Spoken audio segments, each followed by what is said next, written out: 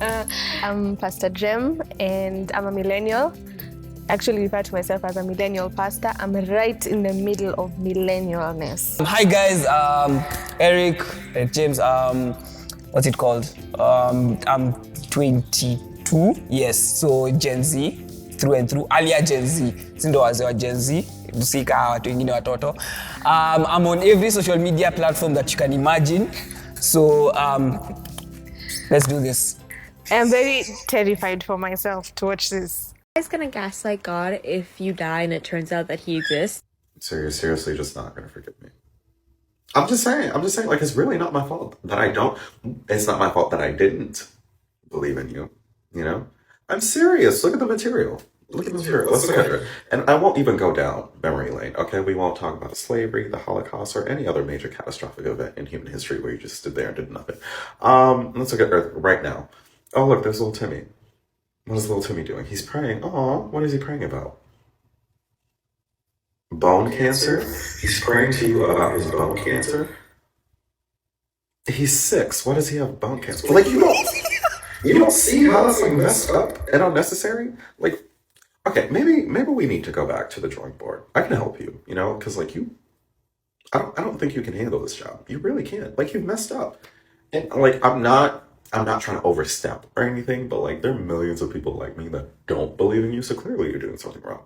Maybe it's time you pass the torch to someone else. What's Gabriel doing? Also, who all you got in there? Like, I really want to know. Human beings, like, you know, we see they're not great to each other. In fact, they haven't been great to each other for a long time. So like, who did you allow in there? I'm very skeptical of the guest list. Can I see it? Because like, if there are more than like 8 people in there, I don't know if you're the best judge of character. Like, should you really be judging me? Can I quit? Where is the lie? So I don't know if, okay, I said I was on all social media, so I'm a person who was very young while on Tumblr. I don't know. Is this for millennials? You see, I can reach your level. So millennials are those people who are on Tumblr, and I was also then, but I was young. There's one of my favorite saying on that site: God can't judge me because his throne is built on the sins of others. His throne is built on the sins of others. The concept of sin first was his idea. If we didn't have a sense of, if it wasn't the reality of God and all that, we really wouldn't consider things sins. We just consider them wrong, not sins that you need to go to burn in hell for. But there's stuff that is done that qualify as those sins, you know, like genocide, the casual racism, and stuff like that. God has done. Yeah. How is God capable of genocide yet he's the one who gives life? You remember? If I give life, you remember the what's it called? The Moses, you know, killing of people until Moses had to stop him himself. Had to stop God so that the people at the back can. Was that genocide or was that judgment? People were killed. That was mass murder. What do you? Was it judgment or was it? That was not judgment. What was it? Murder. Pure simple. Wait, In short. God really isn't doing a good job, is he? I mean, by the standards it's set, looks like only no one should be in heaven. Because he can't judge us if we are the same level. Rosafi? How are you the same level? Okay, so first of all, let me address a few issues you said. So the first thing is, I know a lot of people read the Old Testament and you decide that what God was doing was murder. But you realize that was a completely different time than now. In terms of people would go to war to conquer territories.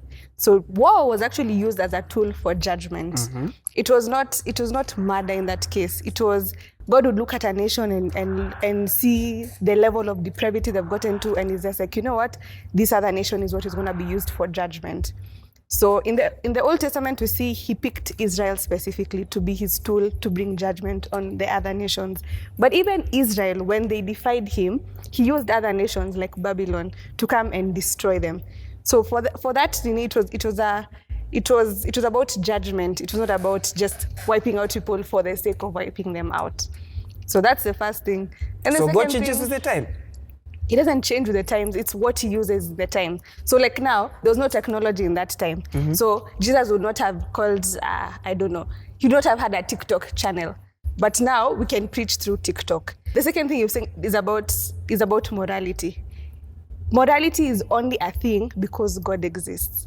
You can't define bad if there is no standard for good. So we can't decide that.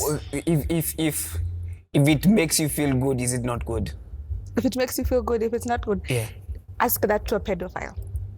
Jesus Christ. Your understanding of good is twisted depending on who it is you ask. I'm pretty sure. Okay, collective good. Let's go with collective What good. is collective good? Because if I go to certain parts I of feel Central like Africa, laws, the standards that laws are set at, but that changes. laws don't. There's no time murder is legal. Laws change. That's why they keep amending them. So if there's no standard, like if there's no constant standard, then morality becomes fluid, and that becomes a problem. And that's why God will always be good, because he's a constant. He's what defines everything else. You can't define light if you don't have darkness, right? But you can. You can't define your age if there's no zero. Like there has to have an absolute starting point for something to make sense. Basically, that's what I I'm still saying. feel like I'm in the right in trying to, what's it called? To try to gaslight my way into heaven. I feel like, first, gaslighting is not as bad as people say it is, but that's a whole different topic. Second, I feel like when it reaches the need, there should be like an absolute, no, you're not entering. Let me make my case. Let me argue from my standpoint. Can I give and God, you gave me some struggles that were not mine. You think me, I'm your strongest soldier, bana. You gave me struggles that are not mine. So let us negotiate. Usiniweke huko mbele, lakini name at least be in heaven. Different understanding of what heaven and hell is. Usinipatie bedsita, usinipatie expansion. But I lost you in heaven. To go heaven. Let me give you context for what heaven and hell is. Because I know many times it comes across as God is like, you either do what I say or I send you to hell. But do you realize hell represents free will?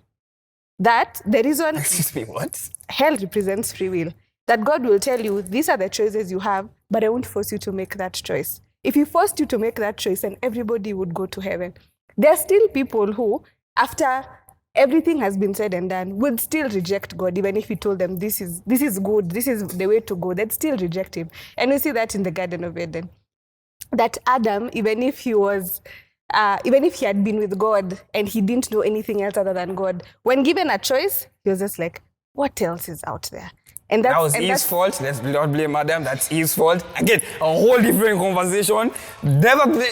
It was teamwork, but Eve is at fault. Eve is at fault. The man failed to give leadership. No. Me, I have a theory. Don't quote me. This is everything on camera has been said.